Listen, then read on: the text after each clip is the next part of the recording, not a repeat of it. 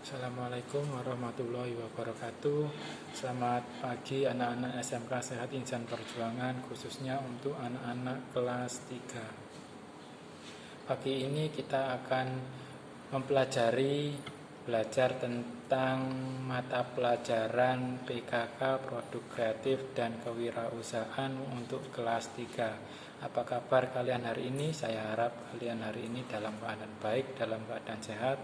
Walaupun dalam keadaan sehat, kita tetap menjaga kesehatan kita tetap menjaga kebersihan kita agar kita tidak terkena dampak COVID-19. Oke, sebelum masuk ke dalam pembelajaran, kita berdoa terlebih dahulu. Berdoa mulai.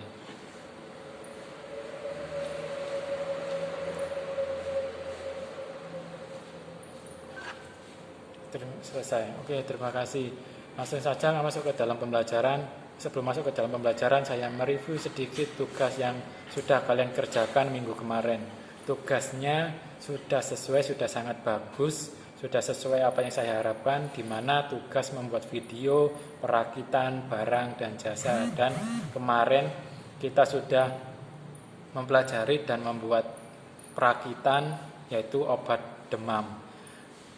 Untuk tugasnya sudah bagus, tapi masih ada banyak yang belum mengumpulkan tugas, belum mengerjakan tugas. Jadi yang merasa belum, segera dibuat tugasnya dan segera dikirim ke saya agar nilai kalian tetap ada.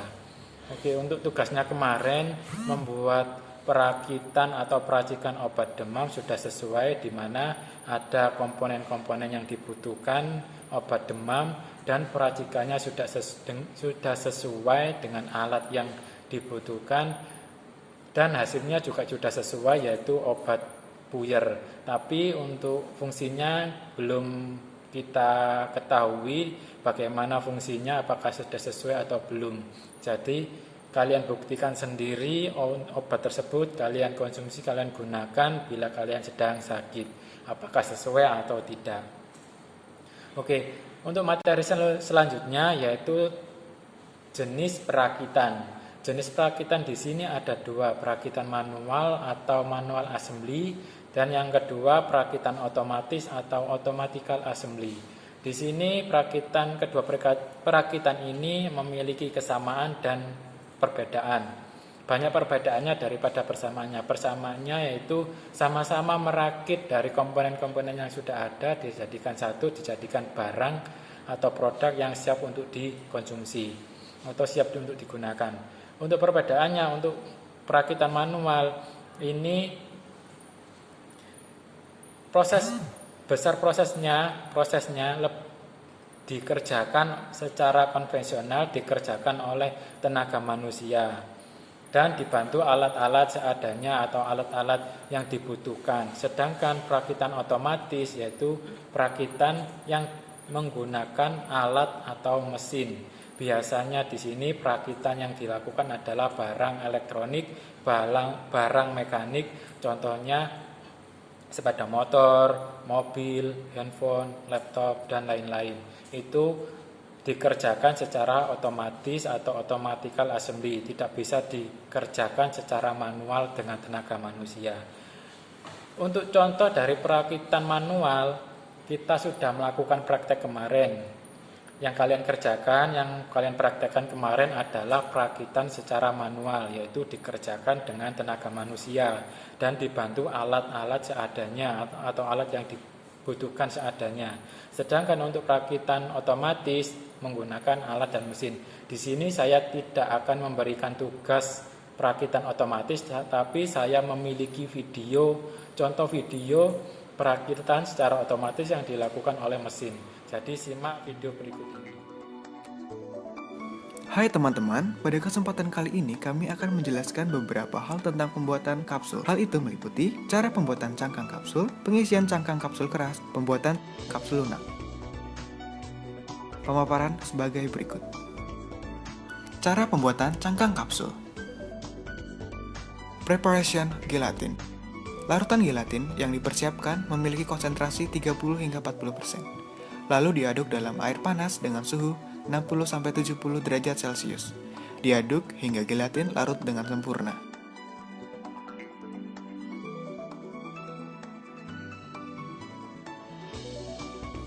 Kemudian, menggunakan vakum untuk menghilangkan gelembung udara yang ada di dalamnya. Larutan ini dibagi dalam beberapa wadah sesuai dengan jumlah larutan pewarna. Proses pembuatan sebagai berikut.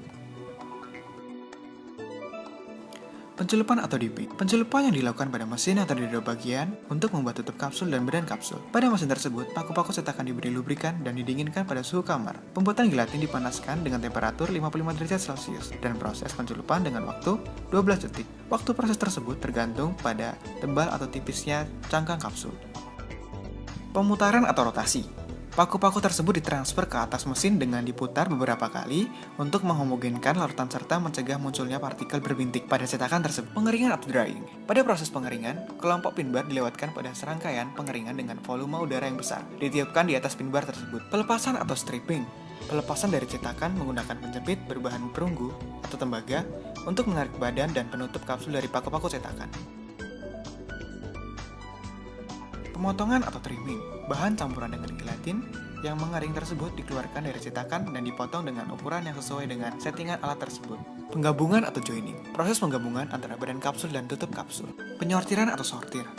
Pemeriksaan untuk mengetahui kapsul yang sudah dicetak dari mesin untuk memenuhi persyaratan. Dan pemeriksaan secara visual untuk mengetahui kondisi kapsul jika ada yang tidak rata, ada lekukan, ada gelembung, dan noda lainnya.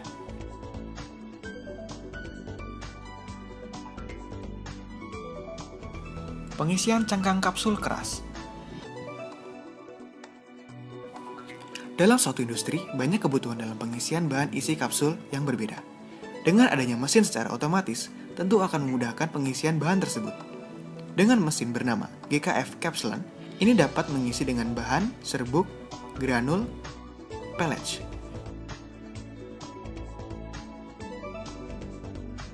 Lalu bagaimana cara kinerja dari GKF Kapsulen ini? Penjelasan sebagai berikut.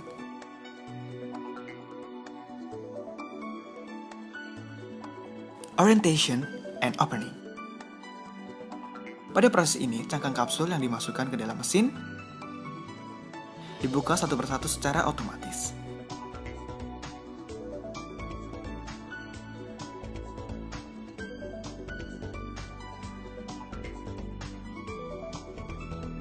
Faulty capsule injection. Sistem otomatis untuk mendeteksi adanya kapsul yang tidak layak untuk melakukan pengisian bahan. Lalu, kapsul tersebut akan dikeluarkan dari mesin tersebut.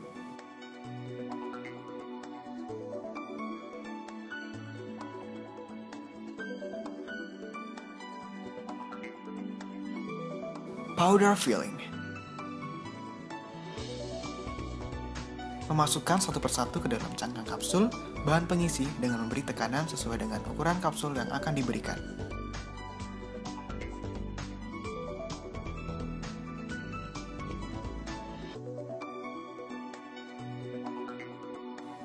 Closing. Penutupan kembali badan kapsul dengan ditempelkannya kembali penutup kapsul.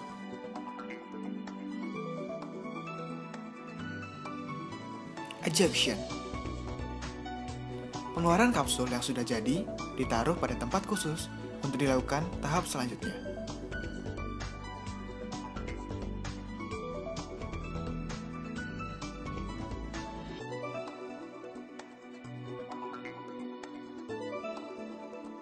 Cleaning. Untuk membersihkan dengan memberikan aliran udara ke atas supaya tidak ada serbuk yang menempel dan siap untuk dilakukan proses selanjutnya.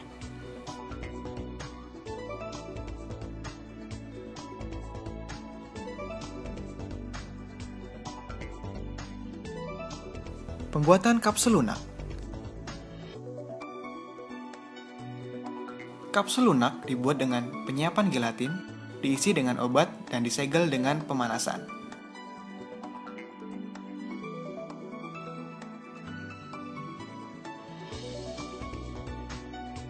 Proses pencetakan rotary melibatkan pembentukan terus-menerus segel panas di antara dua lembaran gelatin secara bersamaan. Prosesnya melibatkan 3 parameter, yaitu tekanan, suhu, dan pemilihan waktu matriks mengisi ke dalam kapsul.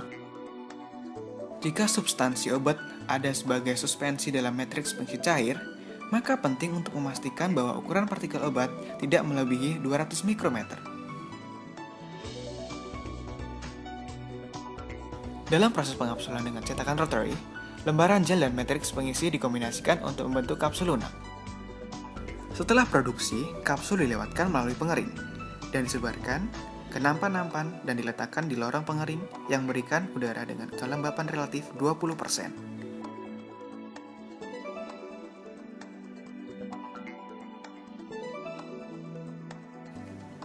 Proses ini dapat memakan waktu 2-3 hari hingga 2 minggu, tergantung formulasinya.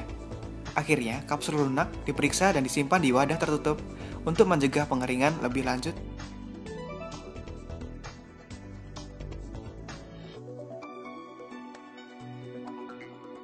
Terima kasih sudah menyaksikan video ini. Semoga bermanfaat. Jika ada salah, mohon maaf. Oke, itu tadi video tentang perakitan otomatis, yaitu memproduksi obat tablet, di mana menggunakan mesin. Di situ sekali produksi bisa mencetak, bisa membuat 1.000 bahkan 10.000 produk atau obat tablet.